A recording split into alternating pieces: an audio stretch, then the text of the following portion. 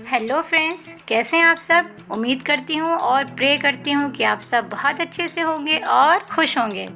तो आज मैं लेके आई हूँ क्लास 5 से लेसन 7 चूहा और मैं।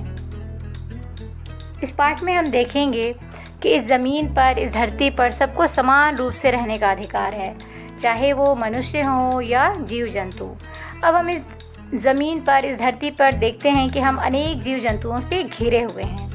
अब उनमें से कुछ को हम बहुत पसंद करते हैं और कुछ को हम पसंद नहीं करते हैं, चाहे वो अच्छे हों या बुरे होते नहीं हैं, लेकिन हम किसी को पसंद करते हैं और कुछ जीव जंतु हैं, जानवर हैं जिनको हम पसंद नहीं करते, लेकिन उनमें कुछ न कुछ खासियत, कुछ न कुछ अच्छाई होती है जिससे हम कोई अच्छी बात ज़रूर सीख सकते हैं।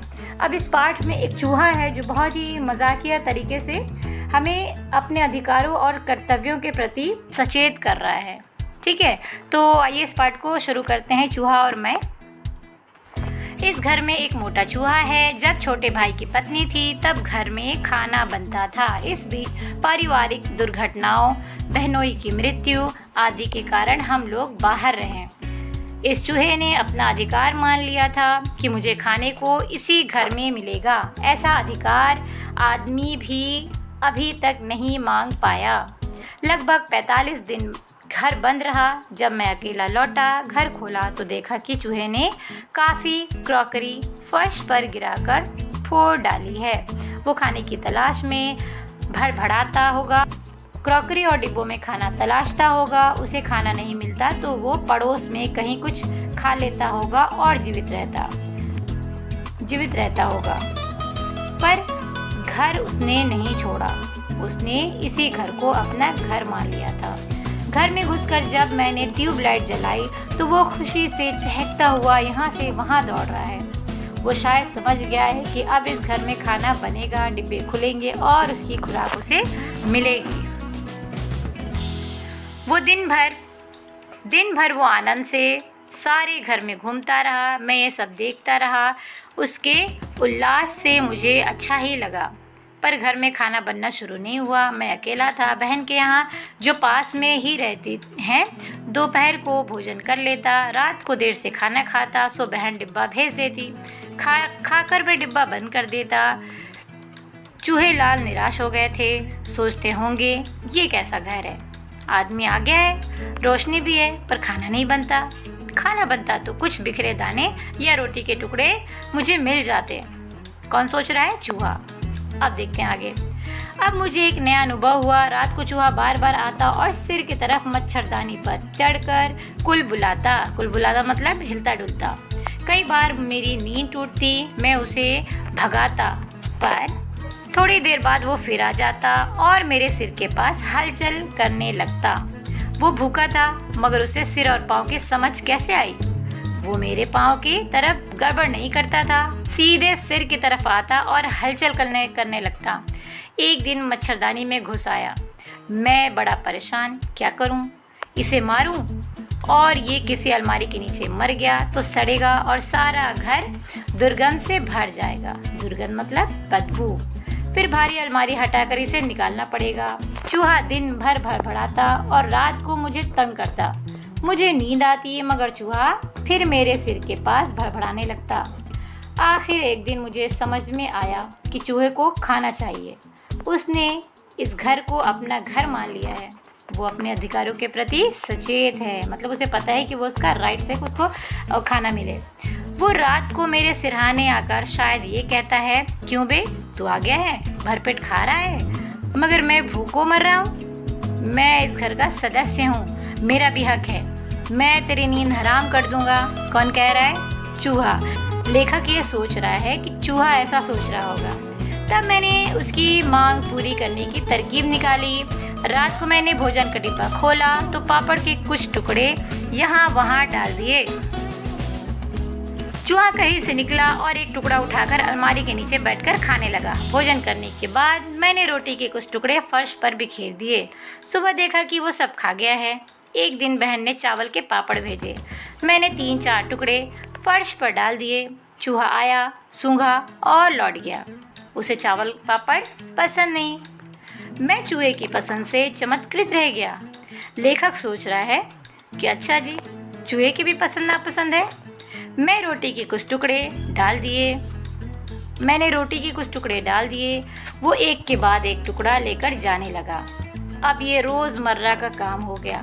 मैं डिब्बा खोलता और चूहा निकलकर देखने लगता। मैं एक दो टुकड़े डाल देता, वो उठाकर ले जाता, पर इतने से उसकी भूख शांत नहीं होती थी। मैं भोजन करके रोटी के टुकड़े फर्श पर डाल देता, वो रात को उन्हें खा लेता और सो जाता। इधर मैं भी चैन की नींद सोता। चूहा मेरे सिर के पास अब कोई गड़बड़ भी नहीं करता। फिर वो कहीं से अपने एक भाई को ले आया। कहा होगा, चल रे मेरे साथ उस घर में, मैंने एक रोटी वाले को तंग करके डरा के खाना निकलवा लिया है। चल दोनों खाएंगे, उसका तो बाप भी हमें खाने को देगा, वरना हम उसकी नींद हराम कर देंगे। ये हमारा हक है। मगर मैं सोचता हूँ, आदमी क्या चूहे से भी बदतर हो गया है? चूहा तो अपनी रोटी के हक के लिए मेरे सिर पर चढ़ जाता है, मेरी नींद हराम कर देता है। पर आदमी, इस देश का आदमी चूहे से कब सीखेगा? लेखक का नाम है हरिशंकर परसाई। अब हम देखेंगे इस पाठ के शब्दार्थ। क्रॉकरी मतलब चीनी मिट्टी के बर्तन। भड़बड़ाना मतलब भड़बड़ की ध्वनि या भड़बड़ की आवाज़ निकालना। खुराक मतलब भोजन के एक समय की नियत मात्रा कि हम कितना खाते हैं, उसे हम कहते हैं खुराक। उल्लास मतलब खुशी। निराश मतलब मायूस। दुर्गंध मतलब बदबू। सचेत मतलब सावधान। तरकीब मतलब उपाय। चमत्कृत मतलब चकित हो जाना, सरप्राइज हो जाना। रोज़मर्रा मतलब प्रतिदिन या दैनिक। बदतर मतलब बुरा या खराब। अब देखेंगे अभ्यास कार्य और प्रश्नोत्तर। आगे बढ़ते हैं। सबसे पहले देखेंगे बोध प्रश्न। पहला है, चूहे ने अपना अधिकार किसे मान लिया था? चूहे ने लेखक के घर में रहना अपना अधिकार मान लिया था। घर कितने दिन बंद रहा? 45 दिनों तक। 45 मतलब 45 डेज। लेखक दोपहर का भोजन कहाँ करते थे? लेखक दोपहर का भोजन अपनी बहन के यहाँ करते थे। चूहा मच्छरदानी पर चढ़कर क्या करता था? चूहा मच्छरदानी पर चढ़कर कुल बुलाता रहता। चूहे को भोजन में क्या पसंद नहीं आया? चूहे को भोजन में चावल के पापड़ पसंद नहीं था। अब देखेंगे शॉर्ट आंसर क्वेश्चन। इसमें पहला है, घर काफ़ी दिनों तक क्यों बंद रहा? अब इसका उत्तर होगा कि घर में पारिवारिक दुर्घटनाओं के कारण लेखक को घर के बाहर रहना पड़ा, इसलिए लेखक का घर काफ़ी दिनों तक बंद रहा। दूसरा प्रश्न है, जब लेखक ने घर खोला तो क्या देखा? लेखक ने जब घर खोला तो उसने देखा कि चूहे ने सारी क्रॉकरी नीचे गिराकर तोड़ डाली थी। लेखक के सोने पर चूहा क्या करता? लेखक के सो जाने पर चूहा उसके सिर के पास आकर कुल बुलाता रहता था। क्या सोचकर लेखक ने चूहे को मारना उचित नहीं समझा? यदि लेखक चूहे को मारता तो चूहा किसी अलमारी के नीचे जाकर मर जाता और सड़ने लगता। इससे सारा घर दुर्गंध से भर जाता। यही सोचकर लेखक ने चूहे को नहीं मारा। अगला प्रश्न है, चूहे ने घर में तोड़ फोड़ क्यों की थी? भोजन की तलाश में चूहे ने घर में तोड़ फोड़ की थी। अगला है, चूहे के माध्यम से लेखक हमें क्या संदेश देने का प्रयास कर रहे हैं? चूहे के माध्यम से लेखक हमें अपने अधिकारों के प्रति सचेत होने का संदेश दे रहे हैं।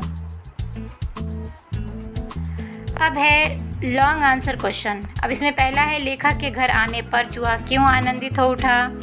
लेखक को देखकर चूहा इसलिए आनंदित हो उठा क्योंकि उसे कई दिनों से खाना नहीं मिला था। लेखक के आते ही ये उम्मीद भी आ गई थी कि घर में दोबारा खाना बनेगा और भरपूर भोजन मिलेगा। दूसरा प्रश्न है, लेखक ने चूहे की मांग पूरी करने की क्या तरकीब निकाली? अब इसका उत्तर देखेंगे। लेखक अपने भोजन के डिब्बे से पापड़ और रोटी के कुछ टुकड़े निकालकर इधर उधर फेंकता था, जिन्हें चूहा उठाकर ले जाता था। अगला है, लेखक क्या देखकर चमत्कृत रह गया? लेखक चूहे की पसंद को देखकर चमत्कृत रह गया क्योंकि चूहे को चावल के पापड़ पसंद नहीं थे। लेखक के घर आकर रहने के लिए चूहे ने अपने भाई से क्या कहा होगा? चूहे ने अपने भाई से कहा होगा कि वो उसके साथ चले, क्योंकि उसने लेखक को डराकर खाना निकलवा लिया है और यदि वो इनकार करेगा तो हम उसे परेशान करेंगे। ऐसा क्यों कहा गया है? आदमी क्या चूहे से भी बदतर हो गया है? इसका आंसर देखते हैं। आदमी चूहे से भी बदतर हो गया है, ऐसा इसलिए कहा गया होगा क्योंकि चूहा अपने हक की रोटी मांग रहा है और अपने अधिकारों के प्रति सचेत है। मगर आज हमारे देश के करोड़ों लोग ऐसे हैं जिनके पास न तो खाने के लिए रोटी और न ही बोलने के लिए आवाज़। वे अपने अधिकारों के प्रति जागरूक तो हैं, परंतु विरोध करने की हिम्मत नहीं जुटा पाते। अगला है, ऐसा अधिकार आदमी भी अभी तक नहीं मांग पाया। न तो भारत में और ना ही दुनिया के किसी देश में इंसानों को मुफ्त भोजन का अधिकार मिला है। अब हम आगे देखते हैं अर्थ ग्रहण संबंधी प्रश्न। सही उत्तर पर सही का निशान लगाइए। मैं सोचता हूँ आदमी क्या डैश डैश चूहे से कब सीखेगा। तो इसमें है लेखक किसके बारे में सोचता है, तो इसका राइट आंसर है आदमी की स्थिति के बारे में। दूसरा है चूहा किसके लिए लेखक की नींद हराम कर देता है, तो इसका राइट आंसर होगा फोर्थ, रोटी के हक के लिए। अगला है लेखक के अनुसार आदमी चूहे से क्या सीख सकता है, तो इसका राइट आंसर होगा सेकंड वाला, अधिकारों के प्रति सचेत होना। अगला है चूहा दिन भर भड़बड़ाता डैश डैश नींद हराम कर दूंगा। अब इसमें पहला प्रश्न है चूहा दिन भर क्या करता, तो इसका राइट आंसर होगा थर्ड वाला, भड़बड़ाता रहता। चूहे अपने अधिकारों के प्रति कैसा है, सचेत और जागरूक। चूहे को क्या चाहिए, भोजन या खाना चाहिए था। ठीक है, आगे देखते हैं। अब इसमें देखेंगे 2 अधिकार और 2 कर्तव्य बताने हैं। तो 2 अधिकार जो है हमारे वो है मुफ्त शिक्षा का अधिकार और है स्वच्छ वातावरण का अधिकार। और 2 कर्तव्य जो है हमारे, जो हमारी ड्यूटी है, जो हमें करना चाहिए, ये तो है कि हमें मिलना चाहिए, और जो हमें करना चाहिए वो है कि अधिक से अधिक पेड़ लगाना चाहिए और गंदगी नहीं फैलाना चाहिए। अब आगे देखते हैं। अब हम देखेंगे ग्रामर पोर्शन। अब इसमें है शब्दों की शुद्ध वर्तनी लिखिए। अब इसमें है रोशनी, इसका होगा रोशनी। पत्नी का पत्नी। दुर्घटना ऐसे करके लिखा है, इसका हो जाएगा दुर्घटना। जीवित में भी इसकी मात्रा गलत है, तो ये सही है। चमत्कारिक, उल्लास, दुर्गंध, अधिकार, पारिवारिक नहीं पारिवारिक। रोज़मर्रा इसमें लिखा है, आपको लिखना है रोज़मर्रा। आगे देखेंगे 2 पर्यायवाची शब्द लिखिए। अब इसमें पहला है पत्नी का हो जाएगा गृहिणी और अर्धांगिनी। आनंद का हो जाएगा प्रमोद, हर्ष। रात का हो जाएगा रात्रि, निशा। आदमी का हो जाएगा मानव या इंसान। घर का हो जाएगा निकेतन और आवास। घर, ये गलत दिया है, ये होगा सुबह या सुबह, तो इसका होगा सवेरा, प्रातःकाल। आगे बढ़ेंगे। दिए गए वाक्यों को पढ़कर सही काल पर निशान लगाएं। पहला दिया है इसमें, इस चूहे ने अपना अधिकार मान लिया था। क्योंकि था है तो ये बीता हुआ कल है, पास्ट टेंस है तो ये भूतकाल। इस घर में एक मोटा चूहा है, तो प्रेजेंट की बात कही गई है, वर्तमान काल। देश का आदमी चूहे से कब सीखेगा मतलब फ्यूचर की बात की गई है, भविष्यत काल। एक दिन बहन ने चावल के पापड़ भेजे मतलब भेज दिए थे, पास्ट की बात है तो भूतकाल। आगे बढ़ते हैं। अब देखेंगे दिए गए वाक्यों में उचित विराम चिन्ह लगाइए। तो पहला, इस घर में एक मोटा चूहा है, बात पूरी हो गई तो हम इसमें लगा देंगे पूर्ण विराम। और अगला है, मुझे नींद आती, तो यह है अल्प विराम। मगर चूहा मेरे सिर के पास भड़बड़ाने लगता है, फिर से लगाएंगे पूर्ण विराम। उसके बाद है, उसके सिर और पाँव की समझ कैसे आई, प्रश्नवाचक।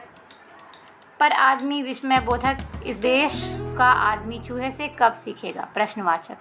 तो यह पूर्ण विराम, अल्प विराम, पूर्ण विराम, प्रश्नवाचक चिन्ह, विस्मय बोधक चिन्ह और प्रश्नवाचक। तो उम्मीद करती हूँ कि इस वीडियो से आप पाठ को पढ़ पाएंगे, उसके एक्सरसाइज को कर पाएंगे और अपने अधिकारों और कर्तव्यों के प्रति सचेत हो पाएंगे कि आपके फंडामेंटल राइट्स क्या हैं और आपकी ड्यूटीज़ क्या हैं। ठीक है, तो मिलेंगे अगले लेसन में। तब तक के लिए आप पढ़ते रहिए, आगे बढ़ते रहिए, खुश रहिए। अलविदा।